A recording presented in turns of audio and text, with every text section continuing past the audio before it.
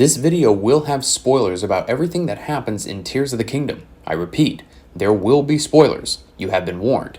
Also, I thought I finished this project, and when I went to go export it on my editing software, it crashed and I lost the project. So if you see gameplay that doesn't match up exactly with what I'm talking about, please bear that in mind, as I had to kind of piecemeal this back together from what I lost in the original project. Zelda is a freaking dragon. Ganondorf is a freaking dragon. And Link?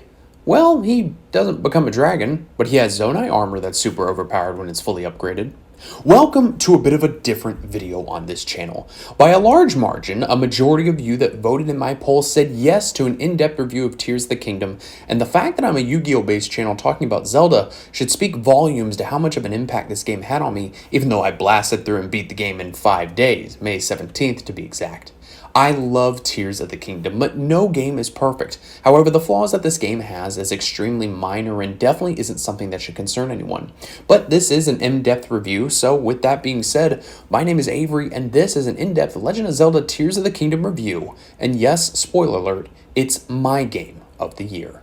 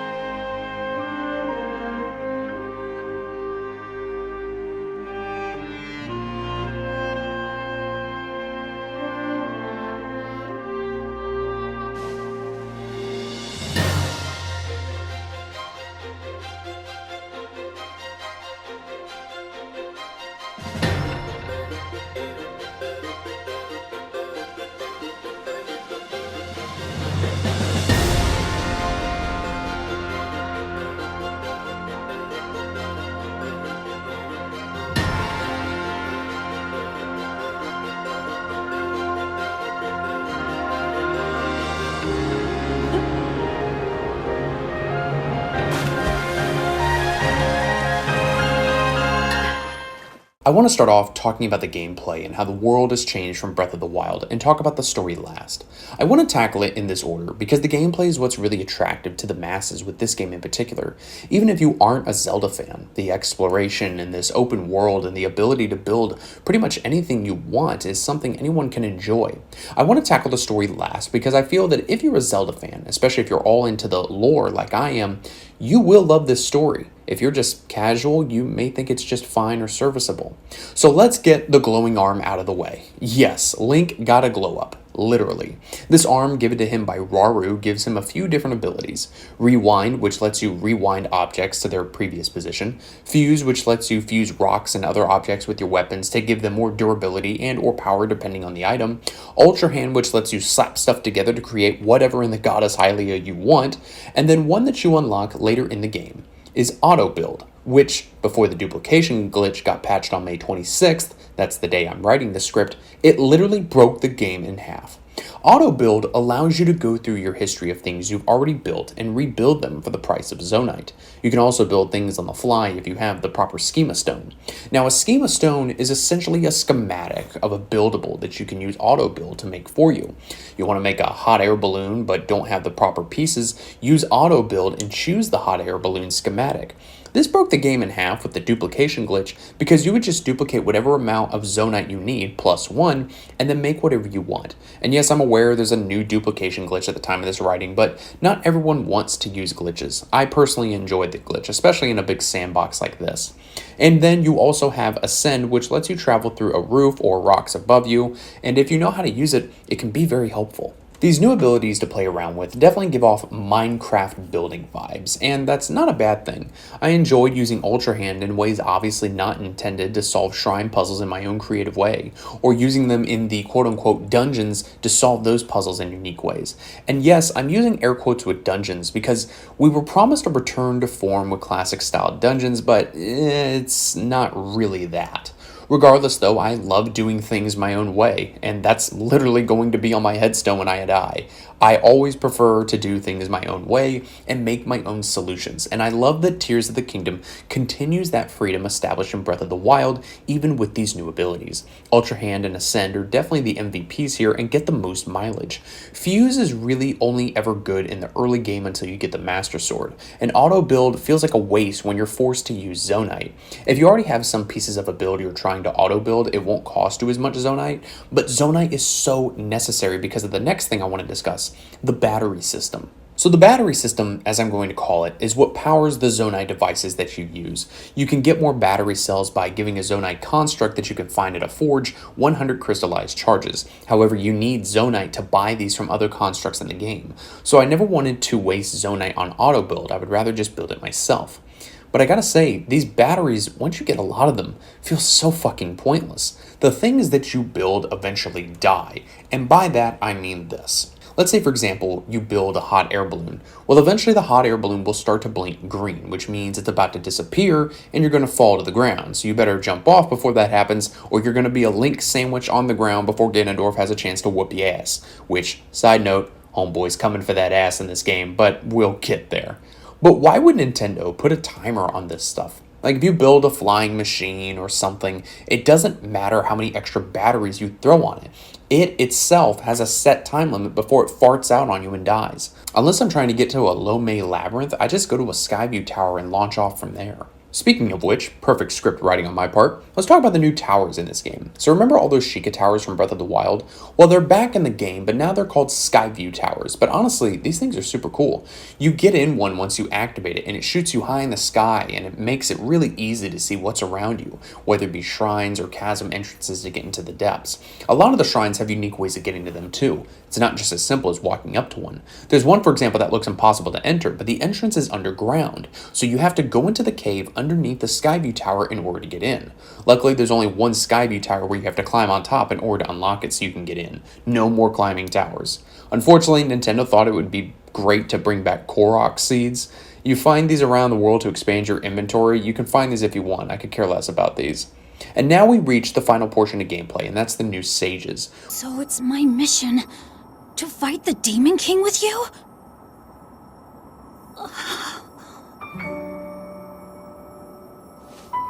Link!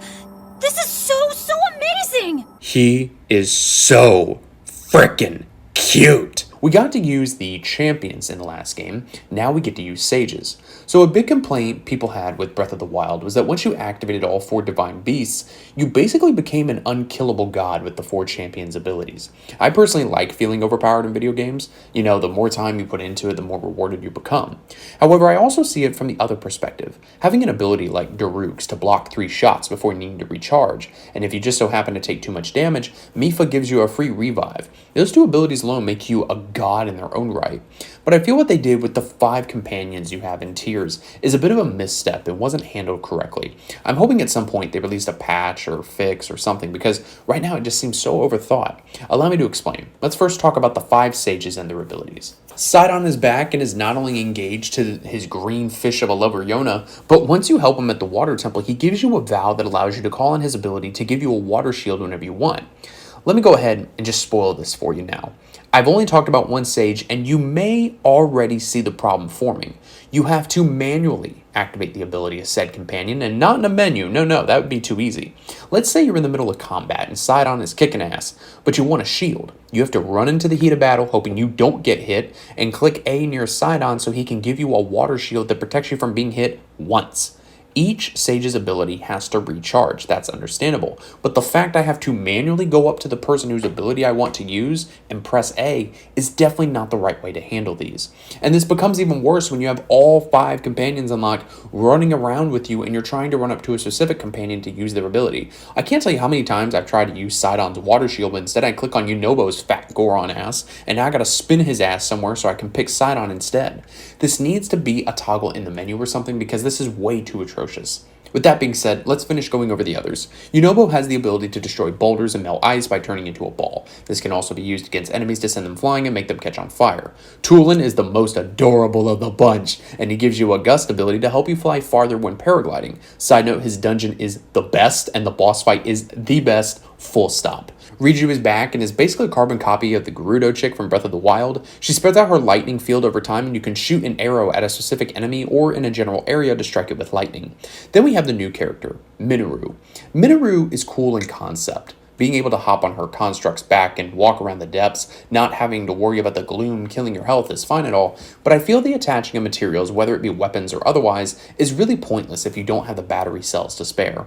When I got Minoru as a companion, I hadn't upgraded my battery pack at all. She was more of a chore to use than a badass blessing. However, if you give her 2 cannons and just let her run off and fight, it's great to see from a distance while you just gather supplies or solve a puzzle. She can, however, be helpful for slow-mo bow shooting. You can jump off her back when you dismount, which allows you to use the slow-mo bow shooting system. Like I said before, all these sages suffer from the same interact button issue, and I would love to see it be changed. Finally, let's talk about the Sky Islands and the depths. The Sky Islands, in all honesty, feel somewhat underbaked. You go into the sky for 2 dungeons in the main story mode, primarily is what I'm talking about, while the other 3 take place either on land or in the depths. And I feel like the Sky Islands are meant to be a more relaxing, explorative environment, but yet you have to really go out of your way to get to some of these shrines on these Sky Islands, which isn't made easier by the fact that, once again, your creations you build are on a fucking time limit. God, that makes no sense. How are you supposed to go from one Sky Island to another on a wing with 3 fans if it's just going to eventually time out on me? I get that this can encourage exploration to figure out a closer pathway, but it just feels like padding. Sometimes I don't want to explore. I want to get to where I know there's a shrine and then move on to the next one. That's just me. And there's 20 shrines, if I found this information to be correct. There's 20 shrines in the Sky Island, so it's not like there's just a couple. And if there is a way to not make your builds die out after like a minute or whatever it is, please let me know, because I can't find anything on how to do so. The depths, on the other hand, feel like Minecraft 2, but the bright bloom seeds are this game's version of torches. And believe it or not, I don't like the depths. It aggravates me to no end. In a game like Minecraft, it's fun to explore underground because you can make torches on the fly in your crafting screen. But in Tears, you don't have that luxury. So your ass better have enough bright bloom seeds or you're going to get lost in the dark real quick. And yes, there are the light roots that light up an area, but even those are aggravating to find too. I just don't find it enjoyable. I had more fun exploring the land and going back to find the Deku Tree and the Great Plateau than exploring the depths or the Sky Islands. And that feels terrible to say. I truly mean that. Even with the ability to place a fast travel point wherever you want, it just still doesn't feel that enjoyable to me. But with Ganondorf being in the depths, it is required to travel somewhat, at the very least underneath Hyrule Castle, to get to him and beat his ass, which leads me into the real Hyrule Castle and Zelda telling Link she feels safe when she's with him. We do not know what waits below, so we need to be ready for anything. But I know I'll be okay with you, Link. Yeah, they're totally in a relationship, no cap. Along the way, they find a yellow stone, which we find out is a secret stone. No, not a secret string like in SpongeBob, although that's the first thing I thought of when I found out they were called secret stones. They also find a mummy with a hand in his chest when all of a sudden it wakes up and drains Link of his energy and makes Zelda fall into the depths, only to be taken back in time thousands of years to when Hyrule was first born with the first king and queen of Hyrule. Meanwhile, Link gets knocked unconscious and finds his Master Sword is destroyed at only 1 point of power. Literally, in the menu it has 1 point of power. And I have to say, the voice acting in this game is spot on. Some people complained about the voice acting in Breath of the Wild, but I feel like here it's much better. And Matt Mercer as Ganondorf, oh God bless. Matt Mercer will forever be Ganondorf now. There is no one else who can play him. He is that good.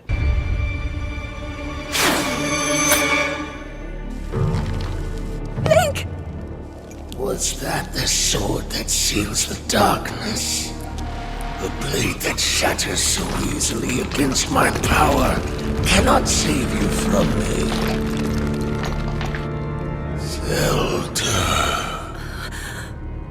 You who carries that fragile sword. A Link. Rauru placed his faith in you. And that was all you could do. How do you know our names?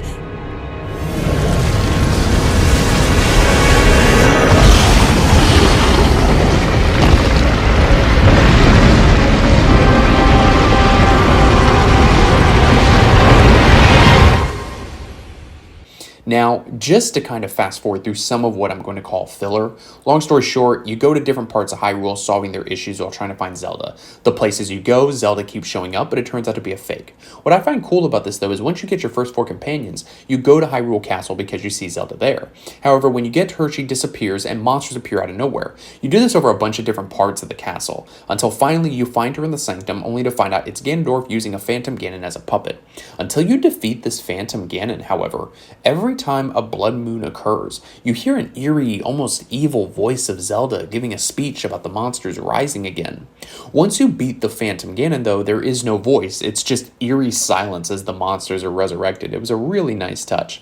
Once you defeat the multiple Phantom Ganons in the Sanctum, you get a heart container and figure out that you got to do more exploring around Hyrule to figure out how to beat Ganondorf, where to find Zelda, and find out how the hell Ganondorf knew you and Zelda and knew about the Master Sword.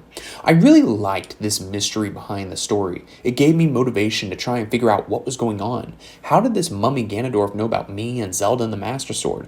Why wasn't the sword strong enough at the start of the story to kill him? Now, what I did for my playthrough, I played through all of the story, got the backstory from Minoru.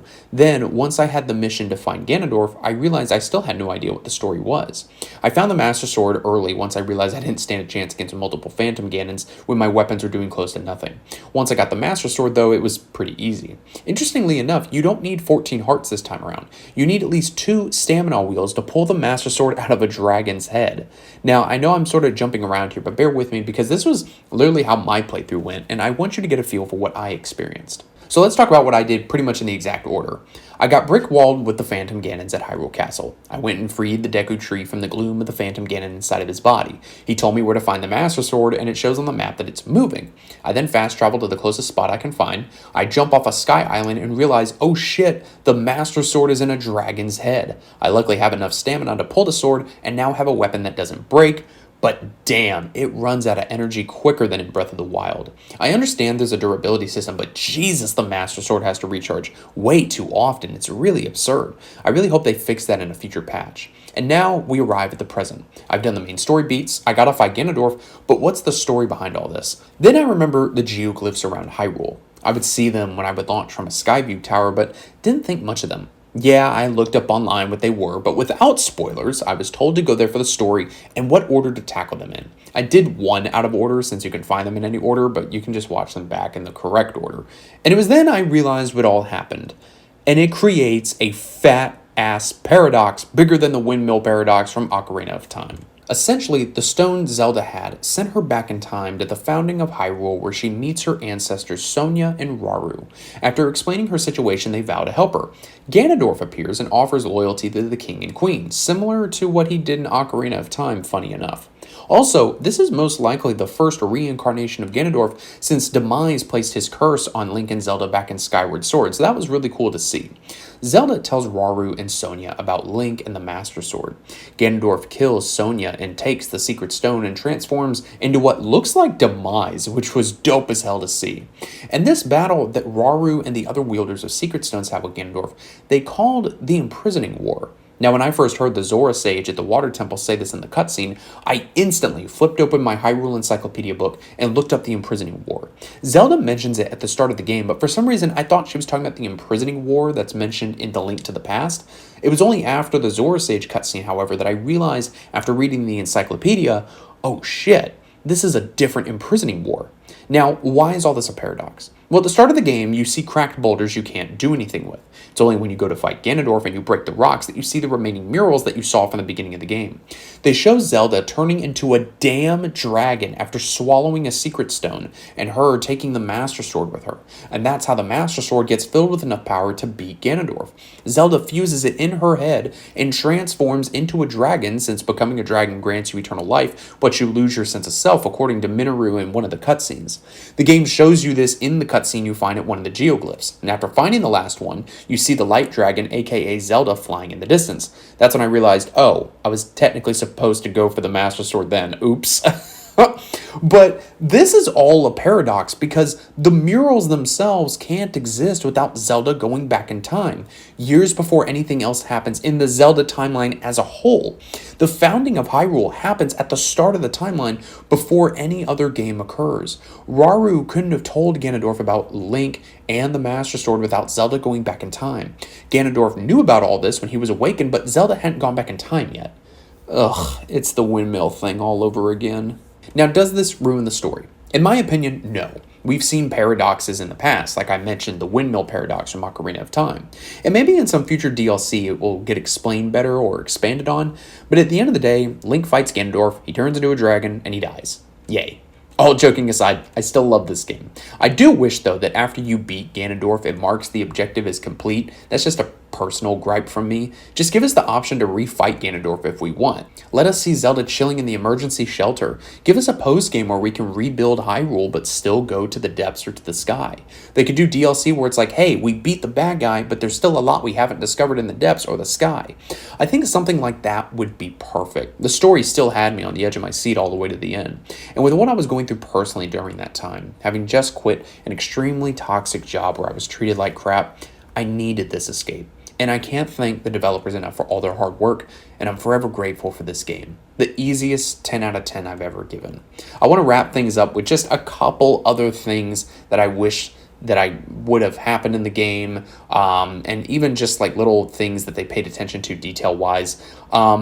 Each sage essentially tells the same story, meaning that once you complete, let's say, the Water Temple and then the Lightning Temple, or Thunder Temple, I think it was called, the sage that you see essentially tells the same story but with a little bit of different wording. And I get it because you can tackle the dungeons per se in any order, but even those dungeons don't feel like classic dungeons where like you're kind of dungeon crawling, so to speak. They feel more like the divine beasts, and I know that that's not going to tickle everybody's fancy. I personally didn't mind it too much, but I know that that's really going to bother some people, and I would have loved to see Link talk at the end or Zelda give him a kiss or something. Like it just seemed like that they really wanted to do that but didn't. And I also like the fact too that the NPCs, whenever you talk to them at different times of day, they know like what time that like you're going to see them. Like if you talk to a Zonai construct late at night, they'll say, wow, you're up here late, beautiful night, things like that. Just I think a really nice attention to detail. Like I said, with Link talking at the end when all of the sages in the current timeline